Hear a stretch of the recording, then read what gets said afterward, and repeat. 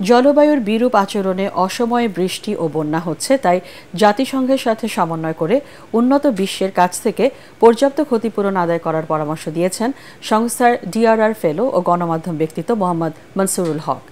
উন্নত বিশ্বের অতিরিক্ত কার্বন নিঃসরণের প্রভাবে দুর্যোগে বাংলাদেশের ব্যাপক ক্ষতি হচ্ছে বলেও জানান তিনি। মনির হোসেন তপুর আরেকটি রিপোর্ট।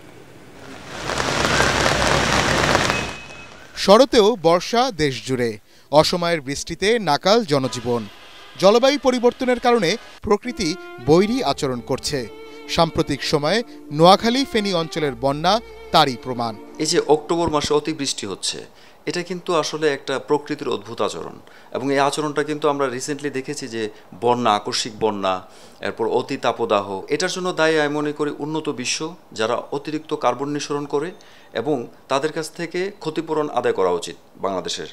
তো অতীতে আমরা দেখেছি যে তারা সেই ক্ষতিপূরণটা আদায় করতে পারেনি। তিনি আরও জানান, বিগত সরকারের নতজানু পররাষ্ট্রনীতির কারণে উন্নত বিশ্ব থেকে যথেষ্ট ক্ষতিপূরণ আদায় করতে পারেনি। জাতিসংঘে অন্তর্বর্তী সরকারের প্রধান ডক্টর মোহাম্মদ ইউনূস সাকসেসফুল কিছু মিটিং করেছে। তো এই মিটিংয়ের মাধ্যমে আমরা বুঝতে পারছি যে ওনার আন্তর্জাতিকভাবে অ্যাকসেপ্টেবিলিটি রয়েছে, আমরা সেটা আগে থেকেই জানি। তো আমার বিশ্বাস যে এই যে প্রাকৃতিক দুর্যোগের কারণে বাংলাদেশের সাধারণ মানুষ যে ক্ষতিগ্রস্ত হচ্ছে, সেই ক্ষতিপূরণটা উন্নত বিশ্ব থেকে উনি আদায় করতে পারবে, এবং এটা সাধারণ মানুষের জন্য অনেক উপকারে আসবে। প্রকৃতির অদ্ভুত এই আচরণে সামনের দিনগুলোতেও আকস্মিক দুর্যোগের শঙ্কা রয়েছে বলেও জানান এই বিশেষজ্ঞ। মনির হোসেন তপু, এটিএন বাংলা, ঢাকা।